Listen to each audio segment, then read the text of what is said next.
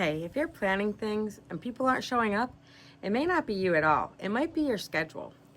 I've come to realize that a lot of things that I love to do just aren't as easy for other families to participate in. So, creating a schedule that I would use for the entire group, I had to take a lot of things into consideration. I had to think about like the size of the families that participate on a weekly basis and if they're willing to come to different locations, if the locations have bathrooms. Like that makes a big difference when you have a big family, especially with littler kids. You want to have a bathroom that they can easily access and you're not leaving walking for a mile to find a bathroom for your kid, how close the parking is, what kind of amenities the parks have. And I'm not the best planner. So a lot of this was trial and error this year. And I'm just so thankful for my group that stuck around, as some of the places we tried out, they weren't the best.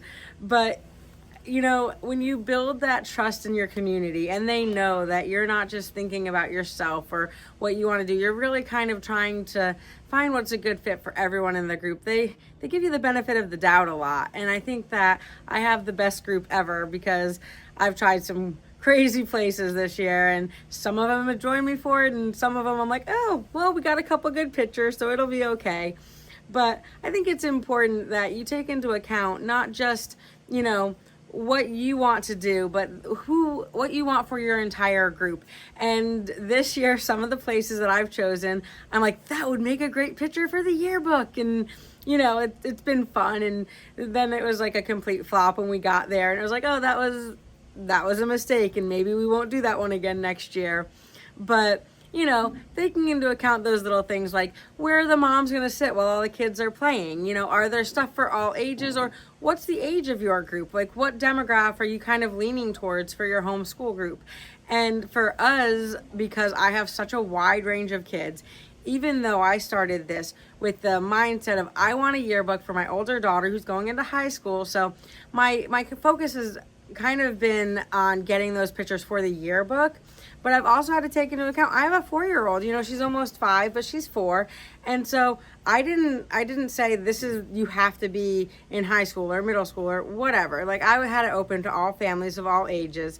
And it's been a big blessing because I'm sure if you homeschool, you know that kids don't just play with kids their own age. My kids have made friends with just about everyone in the group, and it's been a blessing. So for me, it was important that people felt welcome and felt like they wanted to show up every week. So knowing that they had the amenities, I would fill a big cooler with ice and water so people could refill their water bottles because we live in Florida and not every park has the best access to drinking water. Well, they might have a little rinkety water fountain. It's not as easy sometimes, especially with the younger kids, to really make sure they're staying hydrated with something like that.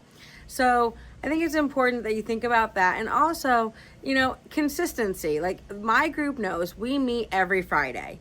They can plan around that throughout their week. So as a mom, I know for me, it's easy for me to fit everything else into my week and know Fridays are my day that I'm doing Salt and Light. That is the day that I will be meeting with my group, and I don't plan anything during that window of time.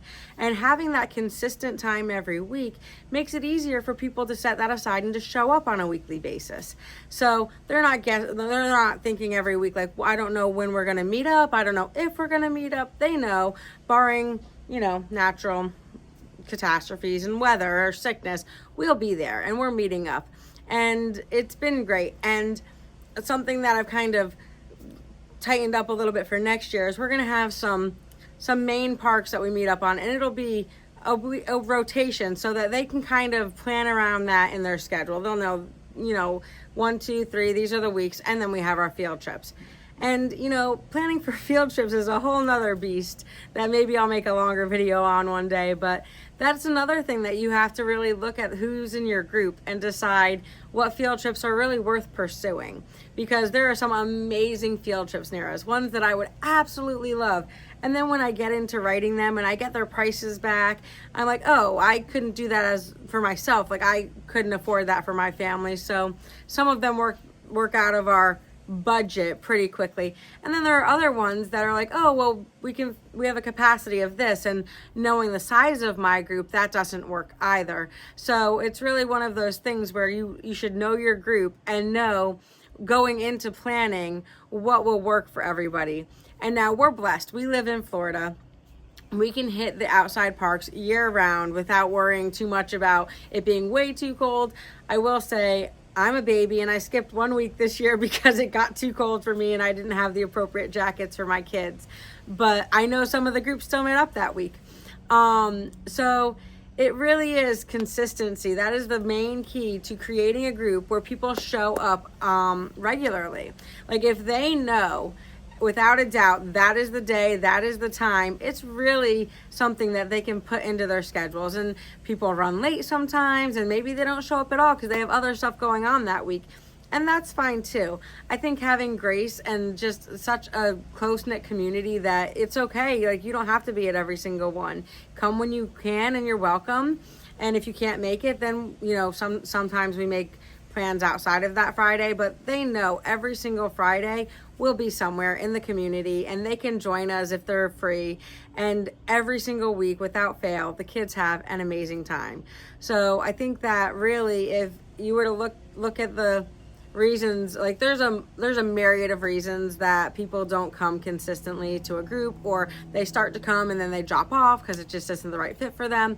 But I think for a group that if it's a good fit and you don't have a consistent time, or people just are always guessing, it's going to be hard to keep that really going long term. So if you're planning a group, if you're trying to get something going, it's important to sit down, decide what day, what time works for you, and make it a consistent thing so that people, when they come, they have that expectation, this is when it is, and they'll know if they're available that time, they're always welcome. You guys have a great day. Thanks.